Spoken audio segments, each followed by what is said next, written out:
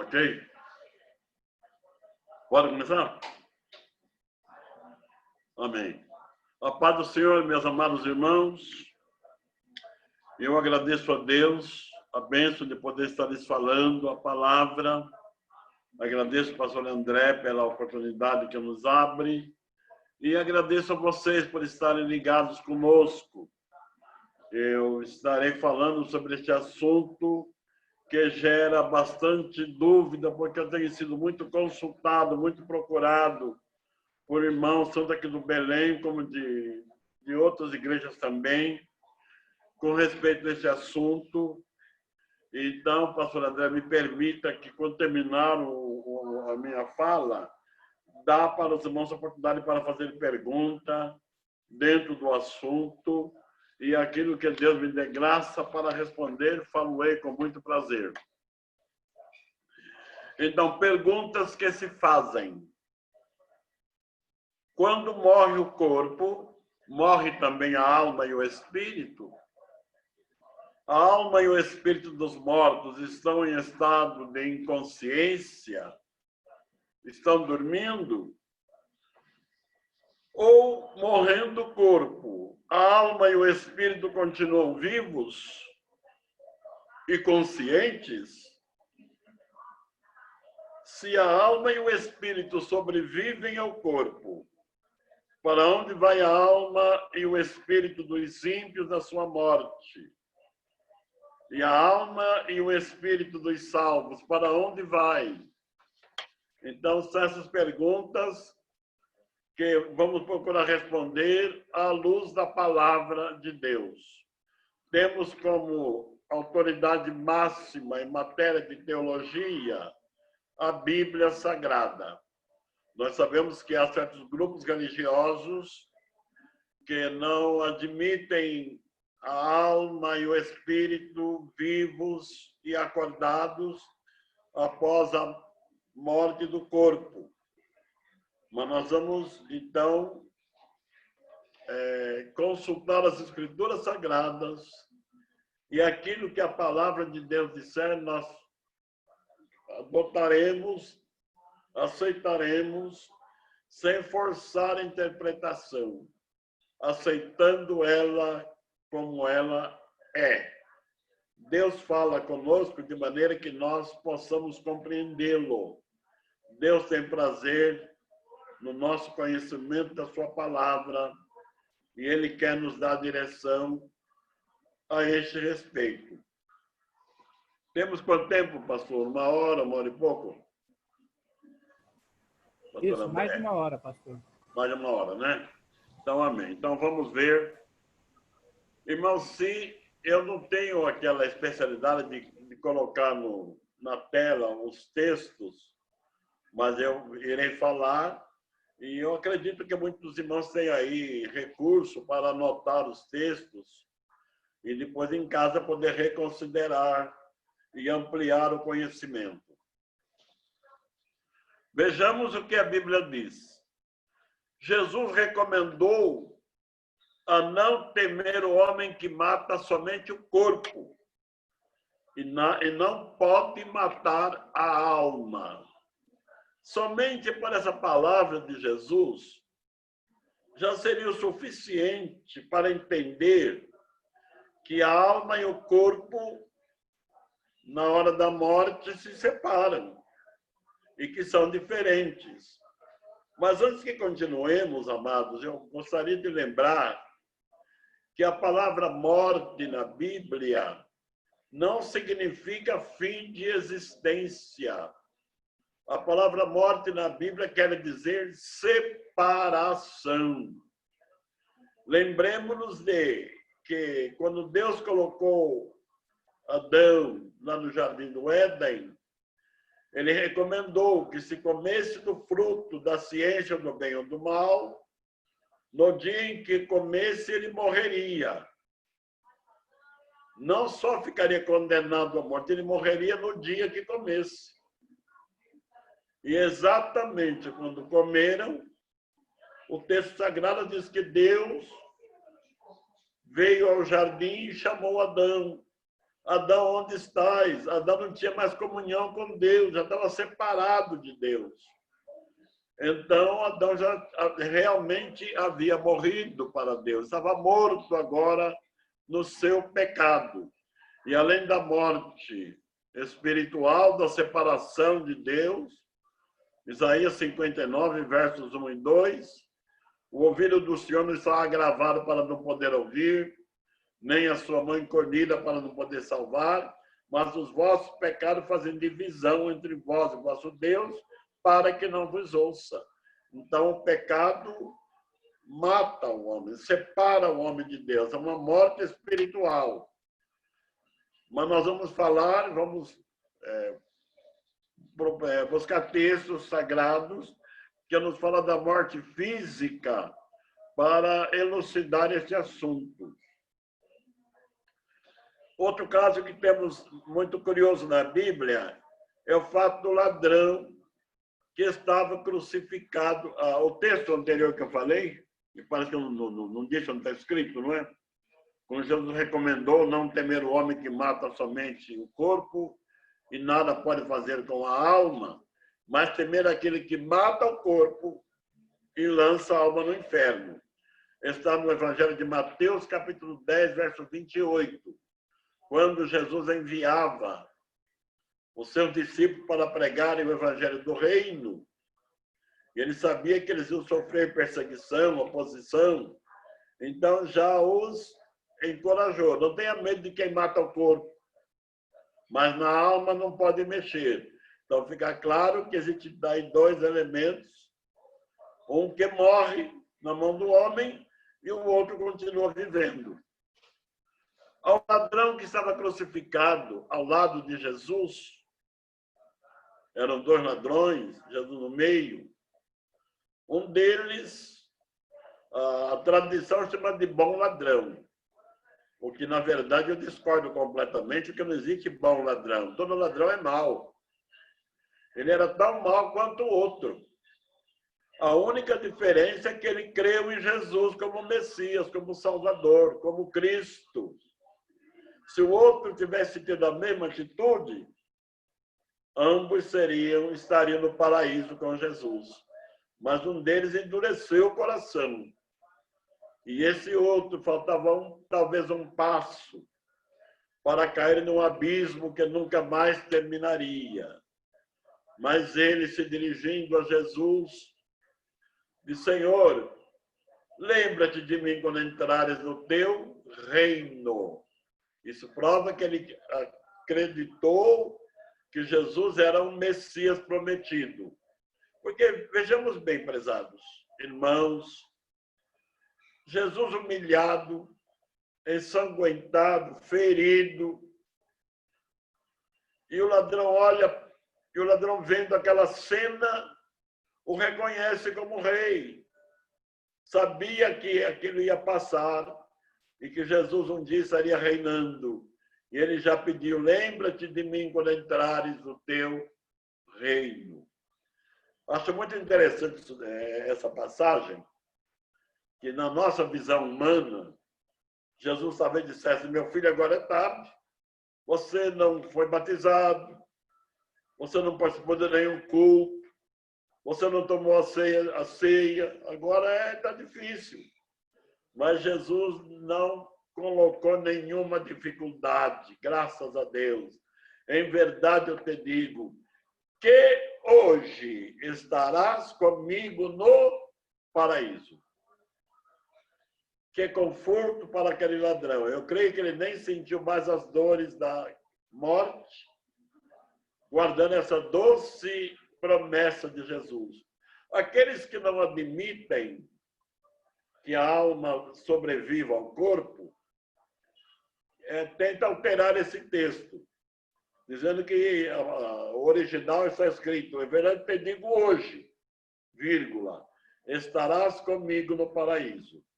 Mas isso não é verdade. O Novo Testamento é escrito em grego.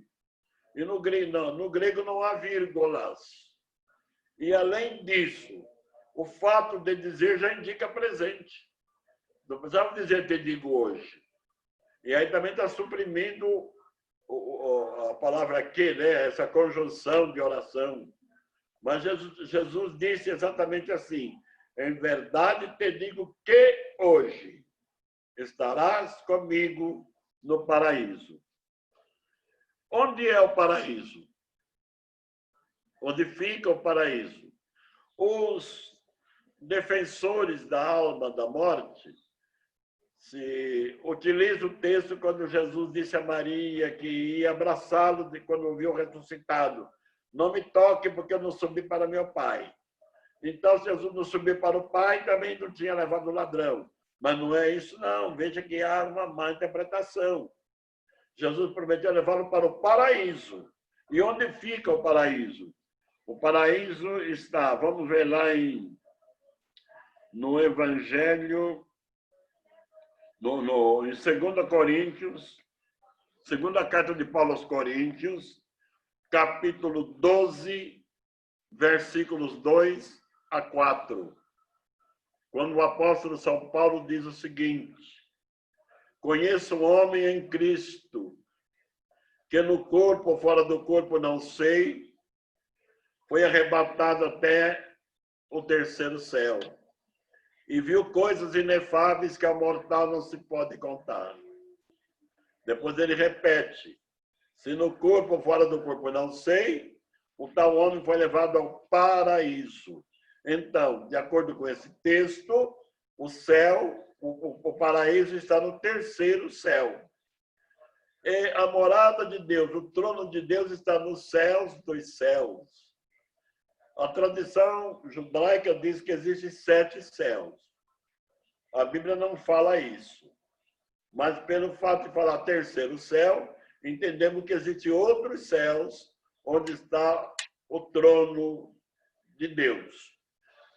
Então, o paraíso é o lugar onde ficam as almas daqueles que morrem salvos.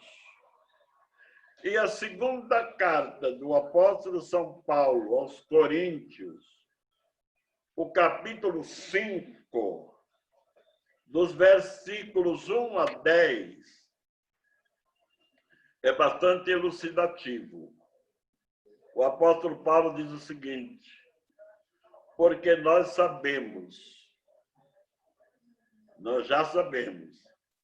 Vamos ler, que é melhor eu ler do que falar de cor, não é? 2 Coríntios, capítulo 5, versículos 1 a 10. Não vou ler o texto todo, mas apenas o início, para que nós tenhamos uma melhor compreensão.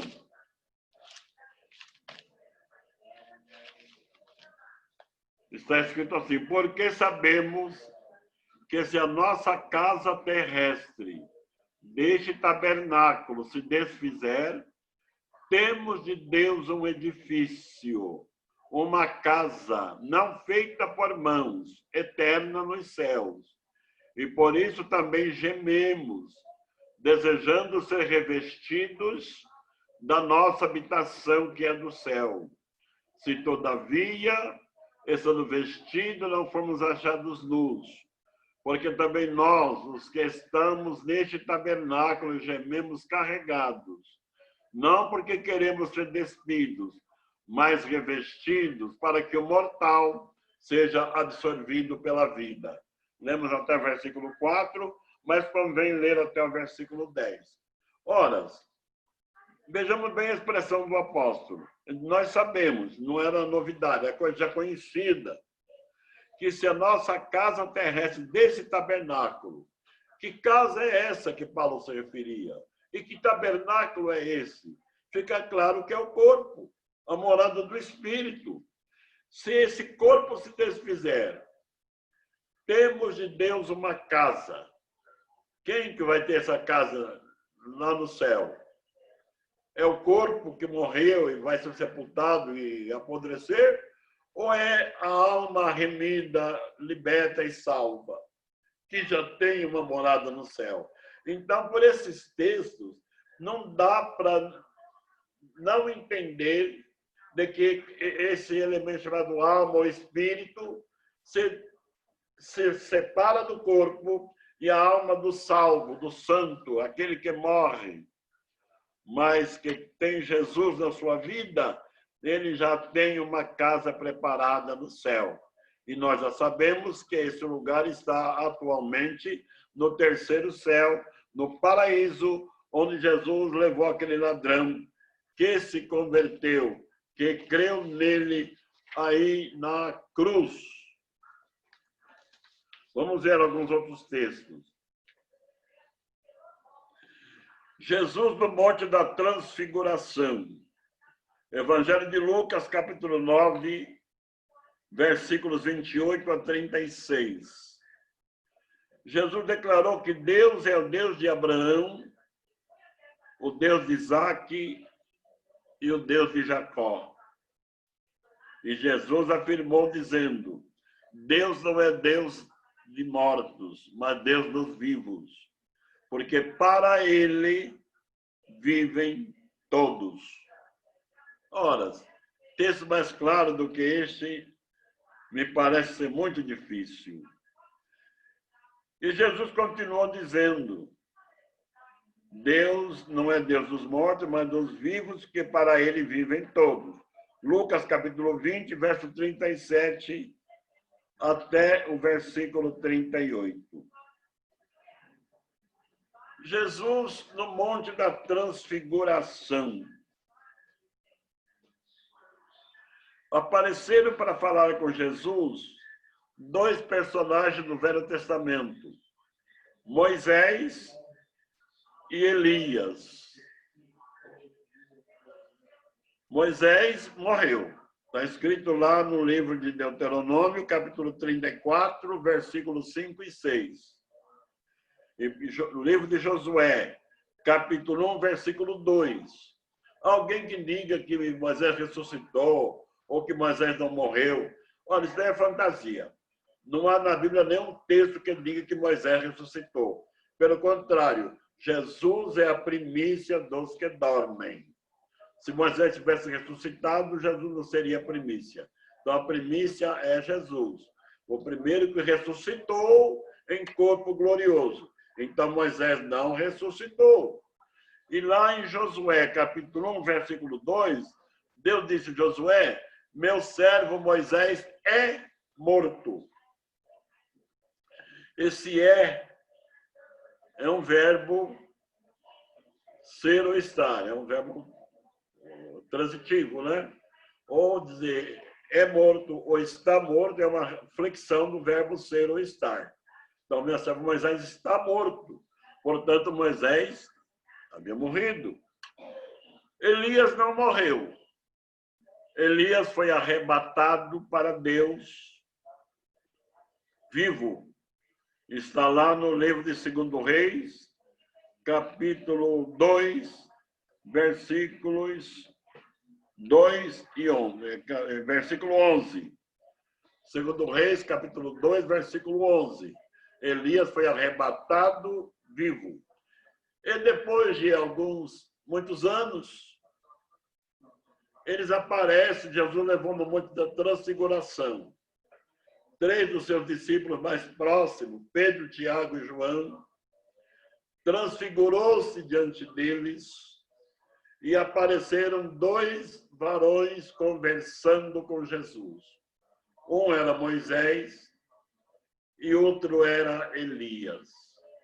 Meus irmãos, existe coisa da Bíblia que vale a pena uma reflexão. Moisés era morto. Elias não era morto, mas tinha sido arrebatado. E agora aparece falando com Jesus. Eu já ouvi alguém dizendo que aí aconteceu uma sessão espírita, mas não é verdade. Qual é a diferença aí? Sabemos que nos centros espíritas eles invocam os mortos. E, na verdade, quem atende aquela invocação não é quem morreu, mas são demônios que aparecem mentindo, enganando as pessoas. Agora, Jesus é Deus. Sendo Deus, como já disse, ele é Deus dos vivos e dos mortos, porque para Deus vivem todos. Então, Jesus não invocou Elias e Moisés. Jesus, como Deus, convocou. E ele convoca quem ele quer. porque ele é Deus. E ele convocando, não há quem possa desobedecer o seu chamado. E Elias e Moisés apareceram conversando com Jesus. O corpo de Moisés foi sepultado. Está escrito que Deus o sepultou. Mas agora aparece aí o seu espírito falando com Jesus.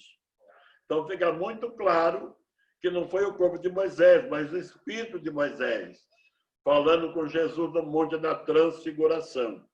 E aí já existe uma resposta de uma outra pergunta. Muitos crentes me perguntam, pastor, lá no céu nós vamos nos conhecer? E aí eu faço uma outra pergunta.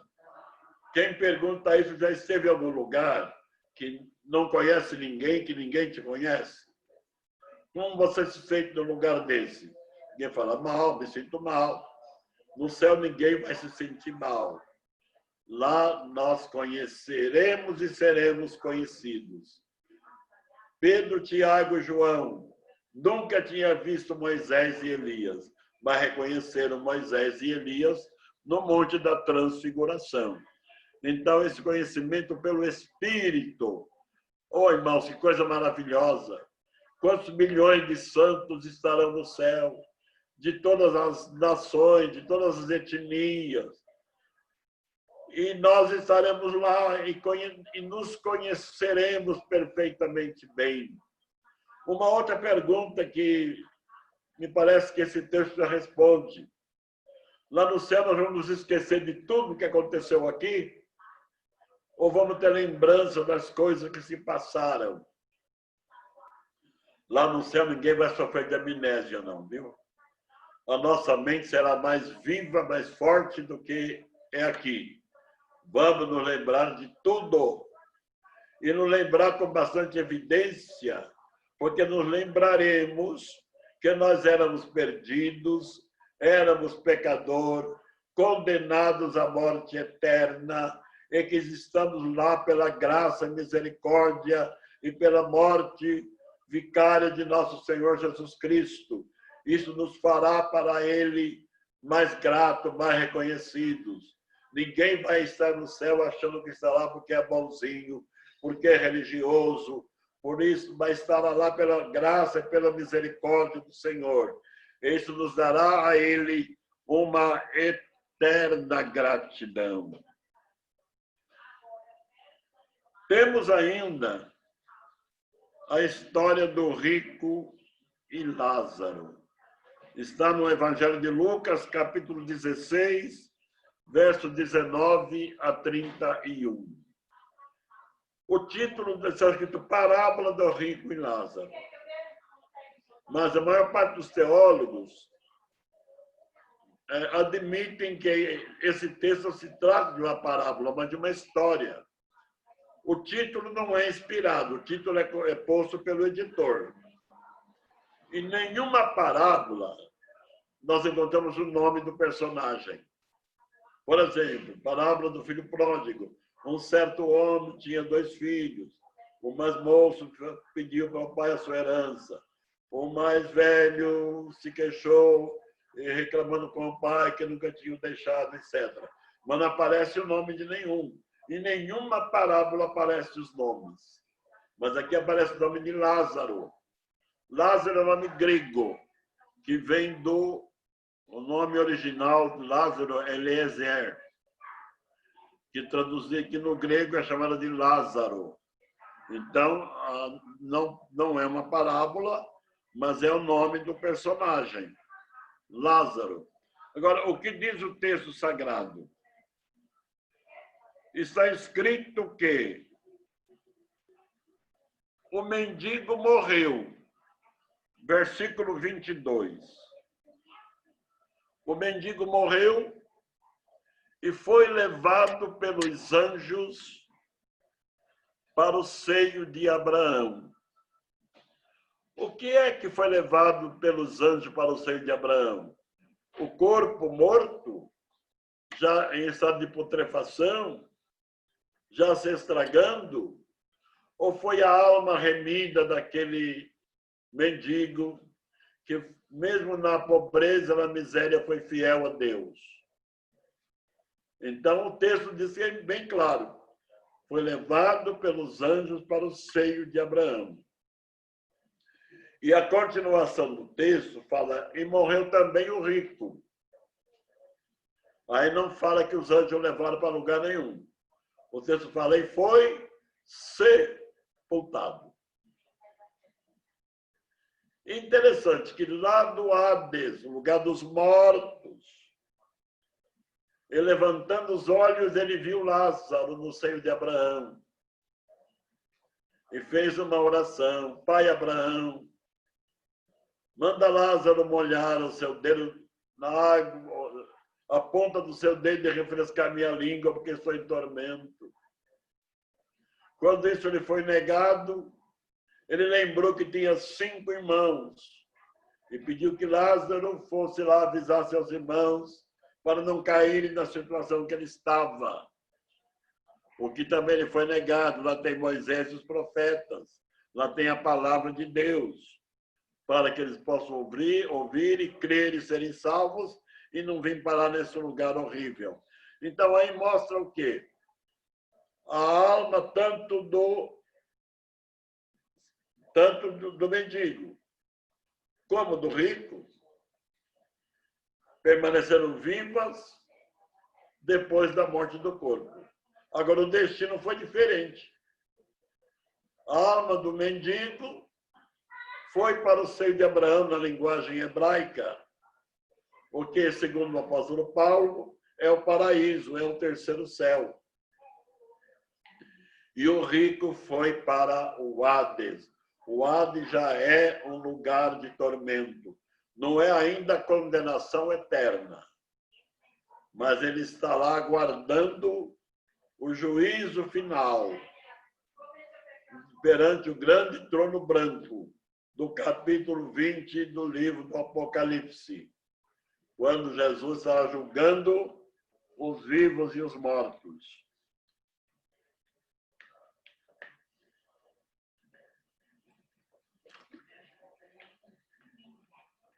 Então, a alma dos salvos, os santos, quando partem deste mundo para Deus, já entra no lugar de glória, de descanso. Nós veremos mais alguns textos mais à frente. E a alma do ímpio já entra em tormento, em aflição, porque morreu sem Cristo, morreu perdido. A alma está acordada, consciente e sabendo o que está acontecendo ao seu redor. Ele só não sabe o que se passa aqui, onde nós estamos. Também veremos isso com melhor evidência um pouco mais à frente. Então, amados, dizem os contradizentes da doutrina de que a alma continua viva após a morte do corpo, costumo dizer que aqui é uma parábola em que Jesus fez uso de uma crença dos gregos, uma crença do paganismo, porque diz que eram os gregos que acreditavam no inferno de sofrimento depois da morte. Mas então vamos ser sensatos. Jesus, para ensinar alguma coisa da sua doutrina, ele usaria argumento de uma doutrina pagã? Jesus precisaria lançar mão de uma doutrina pagã para ensinar alguma coisa da sua doutrina? Absolutamente não, porque é claro que levaria os seus discípulos a crerem numa doutrina pagã. Então, essa doutrina não é pagã, foi ensinada por Jesus. E se Jesus falou, é verdade. E eu prefiro crer em Jesus do que em qualquer outra filosofia. Mas temos alguns outros textos importantes a considerar. Na Epístola de Paulo aos Filipenses, capítulo 1, versículo 23, o apóstolo Paulo diz que se o viver na carne seria útil para os irmãos. E ele estava em aperto, não sabia se queria ir ou ficar. Mas ele disse, mas para mim seria melhor estar com Cristo. Ora, Paulo acreditava que a alma dele e o espírito dele estariam vivos e acordados, porque o seu corpo morrendo, o seu corpo seria sepultado. Como o corpo de todo ser humano que morria, ou que morre. Porém, a alma dele estaria com Cristo. Foi Paulo quem falou isso. Que a sua alma, que ele morrendo, estaria com Cristo. Portanto, não fica dúvida a este respeito. Agora temos mais alguma coisa muito importante a considerar. Lá em Apocalipse, livro do Apocalipse, capítulo 6, versículo 9 a 11.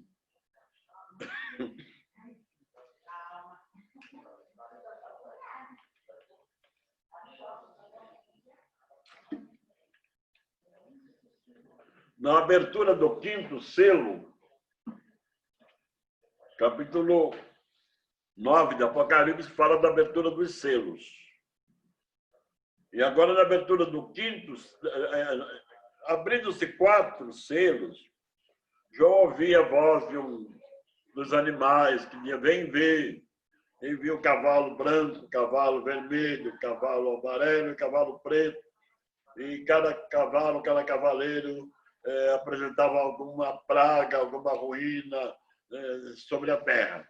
Mas quando abriu o 5º selo, ele não ouviu voz nenhuma. Ele viu os mártires da grande tribulação, debaixo do altar de Deus. E eles estavam orando e dizendo a Deus, até quando, ó Santo e verdadeiro Senhor, não julgas e vingas o nosso sangue dos que habitam sobre a terra. Eles tinham sido degolados pelo amor a Cristo, no período da grande tribulação, na perseguição do anticristo, pois recusarem a receber o sinal do anticristo, 666. E eles agora, João viu eles lá orando e clamando. Interessante, eles eram santos, mas pediam vingança. Diferente de Jesus, não é? Jesus, quando estava crucificado, ele pediu, Pai, perdoa porque eles não sabem o que fazem. Estevão apedrejado, o primeiro mártir do cristianismo, está escrito lá no capítulo 7 de Atos dos Apóstolos, que Estevão se colocou de joelho. Eu não sei onde ele encontrou força para se ajoelhar sob impiedosas pedradas. Mas ele orou, dizendo, Pai, não lhes impute este pecado. E dito isto, adormeceu. Vamos parar um pouquinho aí, irmãos? Vamos refletir um pouco nesse assunto. Quando a palavra diz dos mortos, que eles adormeceram, e fala, quem dorme está inconsciente. Não é assim que costuma-se acreditar? A Bíblia usa aí um eufemismo, isto é, uma expressão para suavizar uma palavra mais cruel, mais dura. Em vez de falar, fulano morreu, diz, fulano dormiu. Lembremos-nos do capítulo 11 do Evangelho de João, quando Lázaro estava doente e suas irmãs mandaram chamar Jesus. Jesus demorou mais 4 dias. Depois ele disse aos discípulos, vamos lá, vamos na Judéia. E um dos discípulos, Dídimo, disse, Senhor, mas queriam te apedrejar, e o senhor vai lá. E vamos lá, porque Lázaro, nosso amigo, dorme. E eles entenderam que era o repouso do sono. Disse, Senhor, se ele dorme, está bem, está descansando, deixa ele. Jesus, então, aí foi claro, Lázaro, nosso amigo, está morto. E eu vou ressuscitar, vou despertá-lo do sono. Então, quando a Bíblia fala dos mortos, fala, dormiu, ou nossa expressão, dormiu no Senhor, é para suavizar uma expressão mais crua, mais dura de ouvir. Fala, fulano morreu. Até na linguagem popular hoje, se procura usar uma forma mais suave. Quando alguém fala que alguém morreu, eles falam, fulano foi para o andar de cima. Não está mais no nosso meio. Mas evita-se a palavra crua, difícil de se ouvir falar, fulano morreu. E no nosso meio, falamos, fulano passou para o Senhor. Ou morreu em Cristo. Está com Jesus agora. Então fica claro, quando alguém quiser dizer, não, quando a Bíblia fala que dormiu, quem dorme está inconsciente. O dormiu aí na palavra da Bíblia não quer dizer inconsciência, mas quer dizer, é uma linguagem, como eu já disse, é uma forma de suavizar para não se usar uma expressão mais dolorida, mais crua, mais difícil de ouvir. Lá estava a alma dos mártires. E Deus respondeu aquela oração. Interessante, não é? João escreveu que Deus respondeu, dizendo a ele, repousa mais um pouco, tenha mais um pouco de paciência, até que se complete o número dos vossos irmãos e conservos, que deverão morrer como vocês morreram. E foram-lhes dadas compridas vestes brancas. Ora, dar veste branca para um corpo apodrecido é meio difícil, não é verdade? Então fica claro que eram as almas salvas, que estavam debaixo do paraíso de Deus, debaixo do trono de Deus, do paraíso, esperando a sua ressurreição. E quando nós vamos no capítulo 7 do Apocalipse, João declara que ele viu uma multidão vestida de branco, louvando a Deus, em um culto fervoroso de adoração a Deus. E diante do trono de Deus havia 24 anciãos.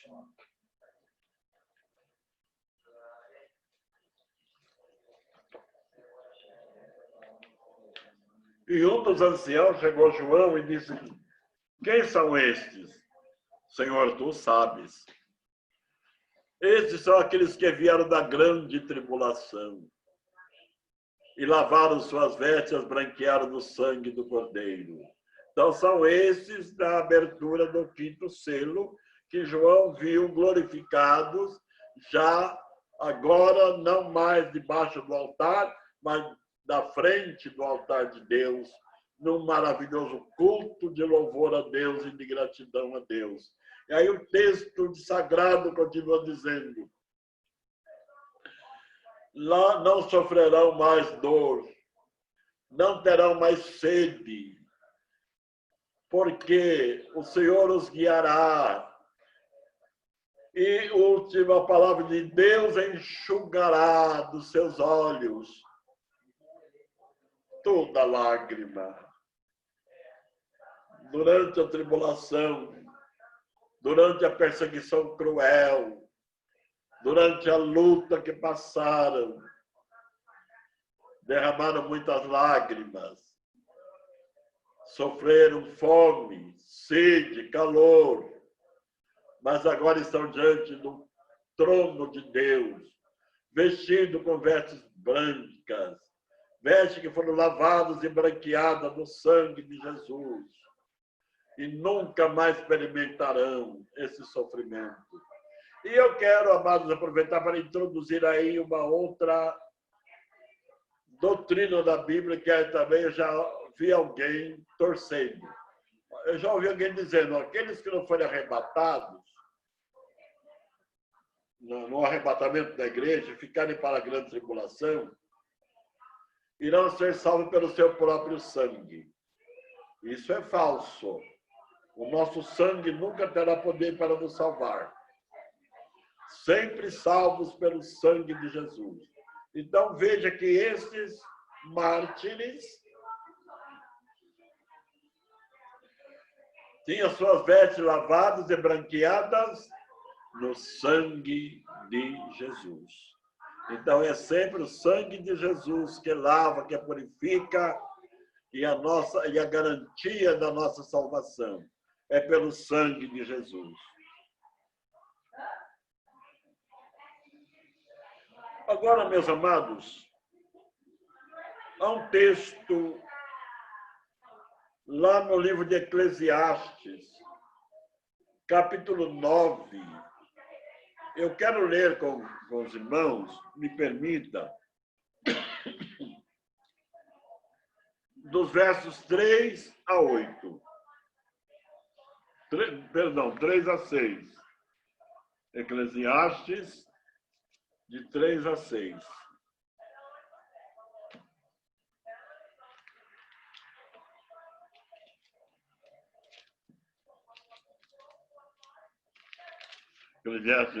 Eclesiastes capítulo 9, versículo 3 a 6. Está escrito assim: Esse é o mal que há entre tudo quanto se faz debaixo do sol, que a todos sucede o mesmo, que também o coração dos filhos dos homens está cheio de maldade, que há desvários em seu coração, na sua vida, e depois se vão aos mortos. Ora, para o que acompanha com todos os vivos a esperança, porque melhor é o cão vivo do que o leão morto. Porque os vivos sabem que hão de morrer, mas os mortos não sabem coisa nenhuma. Nem tampouco tem ele jamais recompensa, mas a sua memória ficou entregue ao esquecimento. E o versículo 6, até o seu amor, o seu ódio, a sua inveja já pereceram, e não tem parte alguma neste século, em coisa alguma do que se faz debaixo do sol. Vamos entender esse texto? É muito perigoso tirar um texto do seu contexto. É muito perigoso. Então, vamos usar o contexto para entender a mensagem. Salomão, que é o escritor do livro de Eclesiastes, está comentando sobre a atitude das pessoas, o viver e morrer. Aí ele está dizendo o seguinte, que as pessoas têm maldade no coração, são maus, sofrem e depois se vão aos mortos. Nós sabemos que isso é normal, acontece muito. Pessoal, vou invocar o espírito fulano que morreu. É meu pai, minha mãe, meu amigo que morreu. Vou invocá-lo, ele vai me dizer como que é, etc. Então é um costume muito antigo, que Deus sempre proibiu essa prática. E aqui, então, Salomão está dizendo que isso é uma inutilidade, isso é uma coisa inútil, porque o morto não sabe nada. Não é porque a pessoa morre que ele fica onisciente. A onisciência é um atributo exclusivamente de Deus. Ninguém mais é onisciente. Ora, eu não sei o que se passa por trás dessa parede. Quanto mais alguém que morre, está em outra dimensão, ele não sabe o que está se passando aqui. É natural que não, ele não sabe mesmo. Agora, o que se passa onde ele está, ele tem plena consciência. Ele sabe o que se passa no local onde ele está. e não fora do seu ambiente. Então, clamar por eles, pedir por eles, até o seu amor, seu ódio, sua inveja já pereceram. E não tem parte alguma no que se faz debaixo do sol. Então, o que acontece aqui, os que morreram não têm ciência, mas o que se passa onde eles estão, eles têm pleno conhecimento. Eu quero acreditar, irmãos, que esses textos que nós lemos, e essa maneira como nós podemos entender esse texto, elucida qualquer dúvida nesta área. Que a doutrina de que a alma e o espírito continua vivo depois da morte é muito claro. Salomão também disse isso no capítulo 12 do seu livro de Eclesiastes, dizendo que até que a carne volte ao pó como era e o espírito volte a Deus que o deu. Alguém já me perguntou, até o espírito ímpio volta a Deus? Aí é uma expressão, quer dizer que o espírito volta às suas origens. Porque foi Deus quem fez o espírito. Então, ele saindo do corpo, volta às suas origens, vivendo fora do corpo. É isso que o escritor queria dizer. No meu livro, Revelação de Apocalipse, na página 53, quando estamos comentando o capítulo 6 de Apocalipse, nós comentamos esse assunto. E damos uma explicação detalhada da condição dos mortos e daquilo que João pôde ver, falar. Nós não temos esse texto Apocalipse como um texto figurado. Ele é literal, é real, é verdade. Então, nós já sabemos o seguinte, irmãos. Creio que quase todos nós temos algum parente que já partiu. Ou algum amigo, irmãos em Cristo, muito amáveis. Comigo, por exemplo, meu pai e minha mãe já estão lá. 2 irmãs minhas já foram também. Mas nós vamos vê-los novamente. Só que nós veremos agora não mais com aquela feição cadavérica no caixão.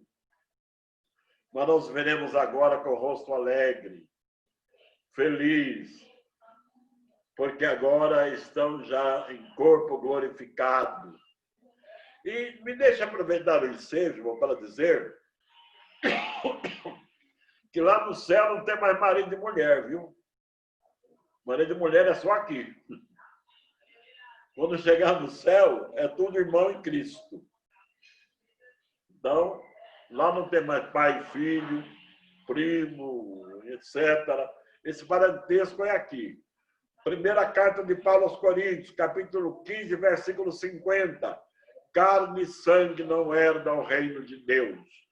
Então, na nossa vida espiritual com Cristo, os laços sanguíneos são interrompidos e nós viveremos no Espírito. Uma outra pergunta que já me fizeram várias pessoas é o seguinte. Uma senhora salva, cristã, uma serva de Deus, que tem filho não salvo, ela ora pela salvação desse filho, mas ele nunca aceita Jesus, endurece o coração. E ao saber, quando na glória de Deus ela saberia que seu filho não chegou lá, ela vai sentir tristeza no céu? Não, não vai. Porque o laço sanguíneo foi cortado. Todos que estarão no céu se alegrarão na justiça de Deus, porque o nosso Deus nunca comete injustiça. Está lá no livro de Gênesis, capítulo 19, versículo 20. Porventura não faria justiça ao juiz de toda a terra? Então nós nos alegraremos na justiça do nosso Deus. Amém. Agora quero me colocar à disposição para as perguntas.